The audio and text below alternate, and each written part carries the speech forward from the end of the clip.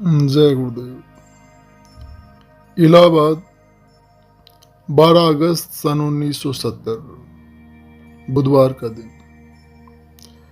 मैं सुबह 7 बजे सेठ कन्हैया लाल मदनानी जी के घर 12 बंगलिया लूकरगंज मकान में स्वामी जी महाराज के कमरे के दरवाजे पर सरकार के दर्शनों के लिए गया तो देखा कि स्वामी जी महाराज स्नान करने जा रहे हैं। यह देखकर मैं तुरंत नीचे उतर आया। स्नान करने के बाद सरकार नीचे आए तो उपस्थित सभी प्रेमियों ने उनका दर्शन पाया। सरकार ने जलपान नाश्ता किया। इसके बाद ऊपर अपने कमरे में चले गए। मैं भी उनके पीछे पीछे गया और लगभग 1.5 घंटे तक सरकार के पास ही बैठा रहा। वहीं भाई शंभू जी वगैरह भी थे। स्वामी जी महाराज दिल्ली काफिले पर्यटन के बारे में बातचीत कर रहे थे और कुछ नोट बोल रहे थे जिनको शंभू जी नोट कर रहे थे।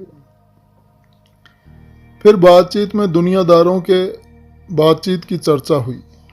हम सभी को हंसी आ गई। फिर सरकार ने कहा कि तुम लोग अब नीचे जाओ, तो मैं तुरंत नीचे चला आया। इसके बाद 11:30 बजे स्वामी जी महाराज भोजन करने के लिए नीचे उतरे और भोजन पा लेने के बाद फिर ऊपर अपने कमरे में गए। स्वामी जी महाराज 2.5 घंटे तक विश्राम किए। शाम को 12 बंगलिये में बाहरी एक कुर्सी पर सरकार विराजे। हम सभी सत्संगी लोग स्वामी जी महाराज के आसपास उनको घेर कर खड़े थे। सेठ कन्हैया लाल जी अंग्रेजी का एक अखबार नॉर्दर्न इंडिया पत्रिका वहां पढ़कर स्वामी जी महाराज को सुना रहे थे।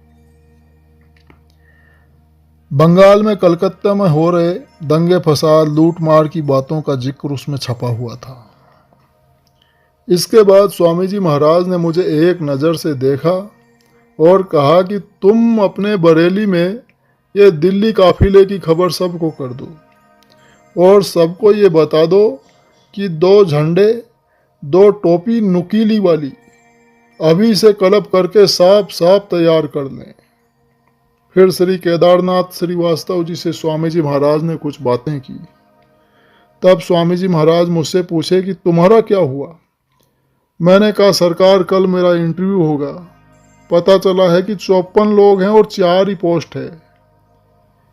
इलेक्ट्रिकल ओवरसियर के नगर महापालिका इलाहाबाद में। इस पर सरकार ने एक कड़ी कही। उसको सुनते ही सभी लोग हंस पड़े। इस तरह से 10 मिनट तक बातचीत चली। इसके बाद स्वामी जी महाराज ने भोजन पाया। फिर रात 8:30 बजे स्टेशन जाने के लिए गाड़ी में बैठे और वहां से फिर रेल से कलकत्ता के लिए स्वामी जी महाराज रवाना हुए। जाते समय स्वामी जी ने मुझे चरण स्पर्श का मौका दिया। मुझे बहुत प्रसन्नता हुई। जय गुरुदेव।